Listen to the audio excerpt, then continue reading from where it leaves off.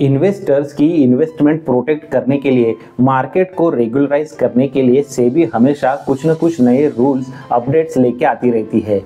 ऐसा ही एक अपडेट आने वाले समय में हमें देखने मिलने वाला है।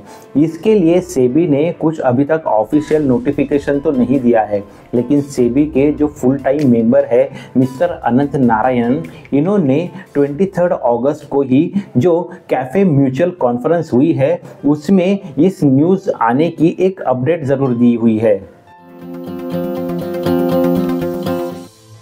मिस्टर नारायणन इनको ये अपडेट लाने की ज़रूरत क्या है वो भी उन्होंने बताया है।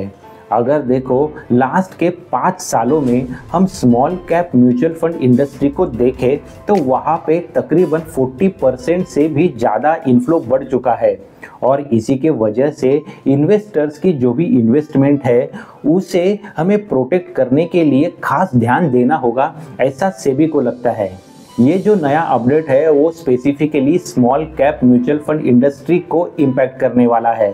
अभी रिसेंटली देखे तो mid cap mutual fund industry हो या small cap mutual fund industry हो, यहाँ के जो भी एएमसीज है, जो भी फंड हाउस है, वो अपना अपना फंड के रिलेटेड स्ट्रेस टेस्ट का रिजल्ट रेगुलरली मंथली प्रेजेंट करते रहते हैं।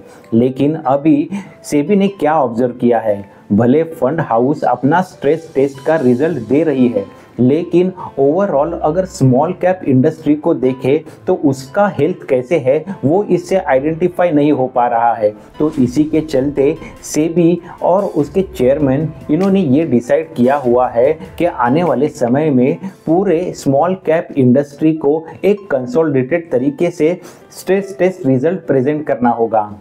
इसके वजह से हर एएमसी का स्ट्रेस टेस्ट परफॉर्मेंस और ओवरऑल स्मॉल कैप इंडस्ट्री का जो भी परफॉर्मेंस है उसके बीच में कोई गैप नहीं रह पाएगा।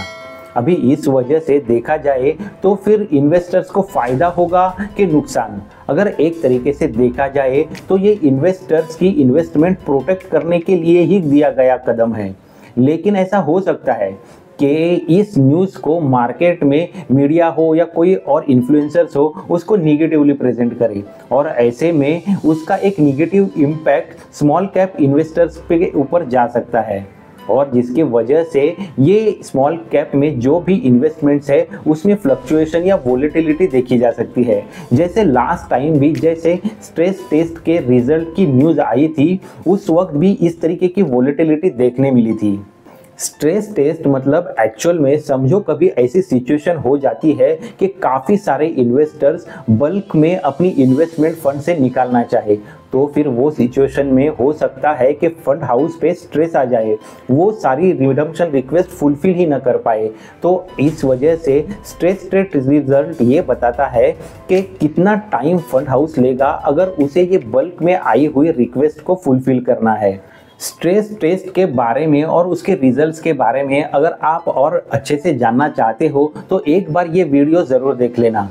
दोस्तों, लॉन्ग टर्म इन्वेस्टर्स को लेकिन ये न्यूज़ से या इसकी इम्प्लीमेंट हो जाने के बाद क्या फ़र्क पड़ने वाला है, देखो एक तरीके से बोला जाए तो उससे एक फ़ायदा ये हो सकता है कि कोई अगर फंड है जो उसका बाकी परफॉर्मेंस तो अच्छा दे ही रहा है, साथ ही में वो स्ट्रेस टेस्ट के रिजल्ट भी अच्छे दे रहा है, तो उसके लिए वो एक प्लस पॉइंट है। और उसी के साथ समझो स्मॉल कैप इंडस्ट्री का जो टेस्ट रिजल्ट है वो भी अच्छा आ रहा है, यानी वो एक overall win win situation fund के लिए और इन्वेस्टर के लिए, दोनों के लिए हो जाएगी और कॉन्फिडेंटली इन्वेस्टर उसमें इन्वेस्ट कर पाएगा। देखो, अगर हम लॉन्ग टर्म इन्वेस्टर्स हैं तो ये पैरामीटर हमारे लिए एक अच्छा ही साबित होगा। हमें पता चल सकता है कि हमें जब भी ज़रूरत होगी तभी हमारा फंड क्या हमारी रिडम्पशन रिक्वेस्ट फुलफिल कर पाएगा या नहीं। और इसके चलते हुए समझो कोई अगर वोलेटिलिटी अपने फंड में या फिर उसके इंडस्ट्री में देखने मिले तो हमें घबराने की ज़रूरत नहीं है, क्योंकि वो एक टेम्पररी न्यूज़ बेस्ड वोलेटिलिटी हो सकती है। तो लॉन्ग टर्म में इसका कोई हार्ड और फास्ट इम्पैक्ट हमारी इन्वेस्टमेंट पे होगा ऐसा नहीं। तो अगर मुझे पूछे तो ये एक अच्छा कदम है हम सभी इन्वेस्टर्स के प्रोटेक्शन के लिए, ऐसा बोला जा सकता है।